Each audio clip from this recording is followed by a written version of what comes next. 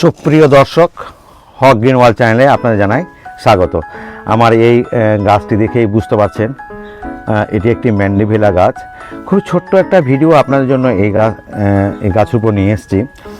প্রকৃতপক্ষে যারা আমার নিয়মিত দর্শক অর্থাৎ ভিউয়ার্স, তারা আমার গত বছর এই ম্যান্ডিভিলার উপরে একটা ভালো ভিডিও দেখেছিলেন। গাছটা বেশ বড় ছিল, হঠাৎ করে গাছটি ছোট হয়ে গেছে। কারণ হচ্ছে গত বর্ষায় আমি এই গাছটাকে ঠিক মতন আমি পরিচর্যা করতে পারিনি, ফলে গাছটা প্রায় মরে গিয়েছিল, মানে মৃত্যুর জায়গা থেকে আমি একে ফিরে নিয়ে এসেছি।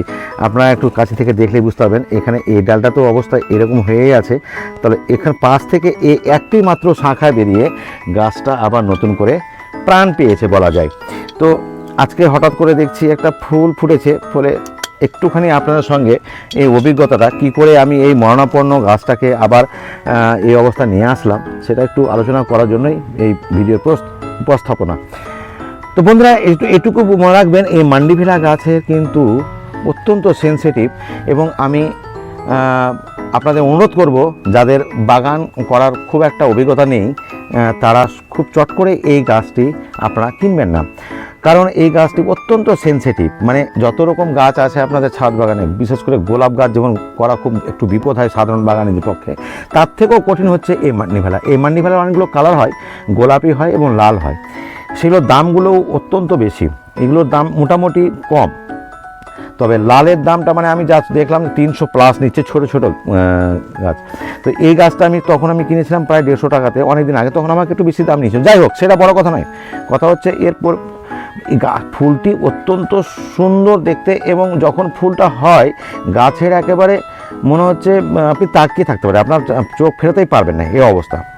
তো এর সম্বন্ধে যেটুকু বলতে হবে সেটা হচ্ছে, এর জলের ব্যাপারটাই হচ্ছে অত্যন্ত সচেতনভাবে জলকে আপনার ব্যবহার করতে হবে। ওয়েল ড্রেনেজ টপ তো লাগবেই, উপরন্তু জল কখন দেবেন না সেটা কিন্তু আপনাকে একেবারে পুরো দস্তুর এর পার্ট জেনে তারপরে এই গাছটা করবেন। তো যখন দেখছি আমি এই গাছটিতে একটা এখানে ফুল ফুটেছে, আর এই যে উপর দিকে ডগার দিকে বেশ 4-5টা কিন্তু কুড়ি এসছে। তো এই মুহূর্তে গাছের একটা অতিরিক্ত শক্তির প্রয়োজন হয়, যার জন্য আমি আজকে খাবার দেবো বলে একটা ছোট্ট একটা ভিডিও আপনাদের জন্য নিয়ে চলে আসলাম। তো একটু কি খাবার দেবো সেটা নিয়ে একটু আলোচনা করি। এখানে কিন্তু আমার গার্ডেন সয়েলের সঙ্গে শিংকুচি, নিমখোল আর বন্ডাস, কোকোপি সবই মেশানো আছে এর মধ্যে। তবুও আমার একটু কম মনে হচ্ছে বলে একটুখানি 1/2 চামচ মতো আমি নিয়েছি এখানে শিংকুচি। এখানে নিয়েছি আমি বন্ডাস নিয়েছি 1 চামচ, আর 1/2 চামচ থেকেও কম নিয়েছি আমি পটাশ। আর এখানে 20টার মতন দানা নিয়েছি আমার ডিএপি।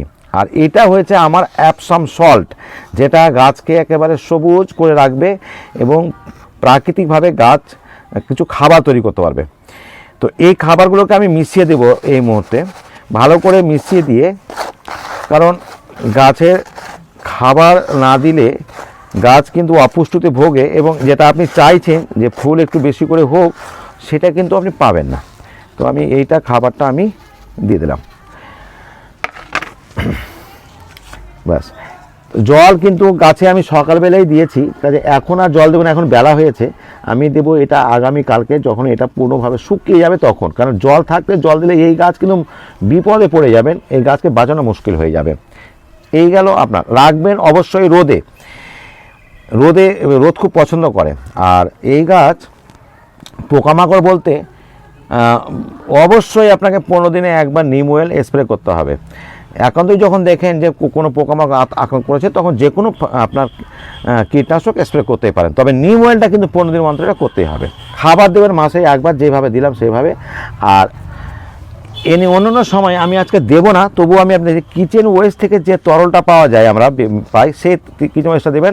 ধরেন এই সপ্তাহে কিচেন ওয়েস্ট দিলেন, পরের সপ্তাহে হয়তো দেখা গেল আপনি কলার খোসা ভেজানো জলটা দিচ্ছেন, তাহলে গাছে কিন্তু প্রচুর পরিমাণে কিন্তু ফুলটা আসবে।